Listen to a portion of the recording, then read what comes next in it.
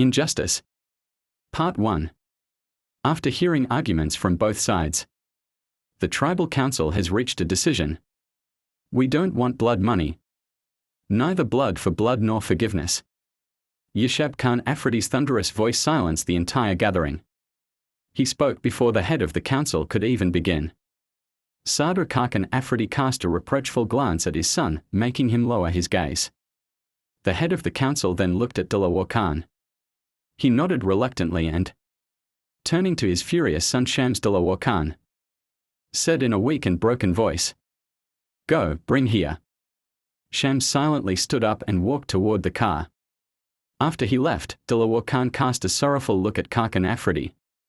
But he avoided his gaze. This was solely Yeshab's decision. But at that moment, in front of so many people, Khan was in no position to oppose his son's choice. "I will never let this happen, Baba Jan," Yeshab shouted, unable to contain his rage. "I didn't send you to London so you could come back and start bloodshed." Khan Afridi countered. "They killed him, Baba Jan. And I will never forgive this bloodshed. They must pay for what they've done," Yeshab insisted. "Yeshab, my child, your father is right. There is greatness in forgiveness," Bibi Jan intervened. "Please, Bibi Jan. Perhaps you've all forgotten, but just 20 days ago, we carried the coffin of this household's heir. I haven't forgotten, and I never will. If you people send a letter of pardon, I will leave this house forever. That's final." With that, he stormed up the stairs. Khan Afridi signaled to Meru, who nodded and followed Yeshab upstairs. He was furiously throwing things around when she entered his room. "Yeshab," she called softly. He paused for a second but didn't turn around, continuing his destruction. "Yeshab," she called again. "If you're here to convince me to change my decision, then forget it, Barbie. I will never forgive Lala's blood." "And what will you gain from this?" she asked. "If nothing else, at least some relief from the torment of seeing Lala's lifeless, blooded body," he muttered. "So, will you kill another man in return?"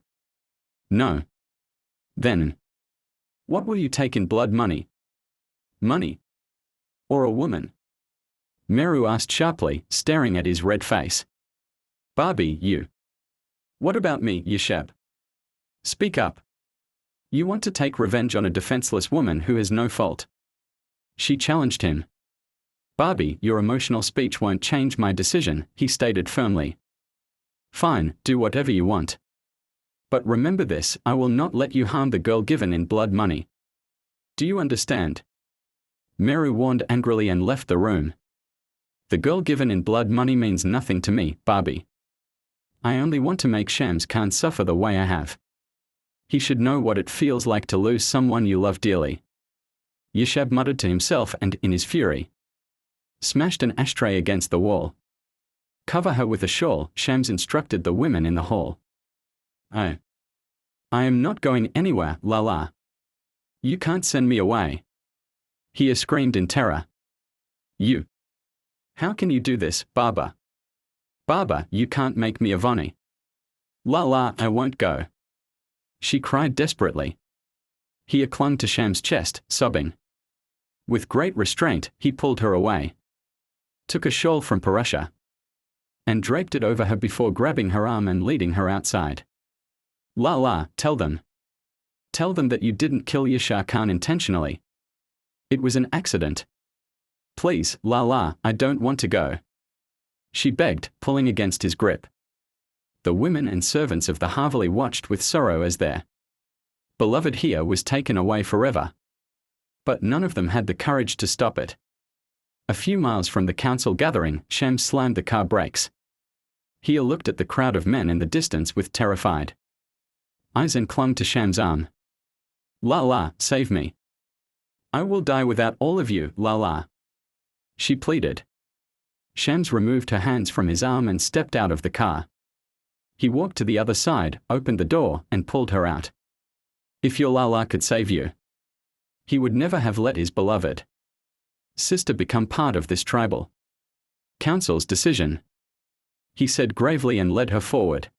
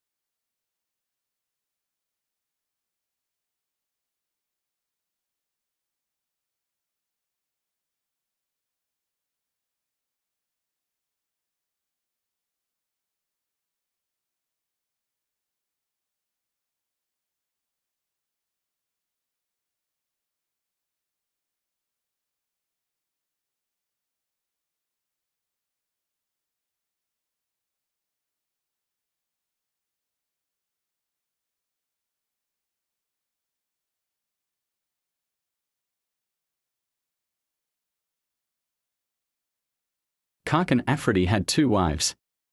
His first wife, Bibi Jan Surya Khanum, remained childless for 10 years. Accepting fate, she arranged his second marriage with her cousin Gulbano. A year and a half later, Gulbano gave birth to Yasha Khan Afridi, bringing joy to the entire household. But fate was cruel. 6 years later, after giving birth to Yashab Khan Afridi, Gulbano passed away, leaving the brothers in Bibi Jan's care. She embraced them wholeheartedly, never letting them feel their mother's absence. 6 years ago, she even brought her niece Meru as Yasha Afridi's bride. Meru and Yasha had a 4-year-old son, Hadid Afridi. Yashab had just returned from London after completing his studies when fate struck a brutal blow, taking Yasha Afridi away from them forever. I want my daughter to be married off right here, in front of the council, before she is sent to the Afridi family. Dilawar Khan stated with his head bowed. I have no objection. Hakim Khan, begin the nikah, Khakan Afridi said firmly. Baba Jan, what are you saying? Yashab leaned in and whispered in disbelief. I will not marry this girl. You made one decision. This one is mine, Baba Jan replied calmly and turned his attention to Hakim Khan, who had already begun reciting the nikah. Yashab had just lost his own game. He had asked for Dilawar Khan's daughter and Shams Khan's sister as blood money so he could take her away and make them suffer. He never intended to marry her, he had planned to hand her over to his loyal servant, Hashmat Khan. But Baba Jan had stepped in and turned the tables completely. After the ceremony, Yashab remained silent throughout the council meeting. But when they returned to the Haveli, his rage erupted. We went there to claim blood money, not a wife, he roared. So what should we have done? Brought the girl here without a marriage contract? Baba Jan countered. The nikah could have happened, but not with me. The Haveli is full of loyal servants, you could have married her to any one of them. Yashab snapped. Get a grip on yourself, Yashab. I'm perfectly clear-headed now.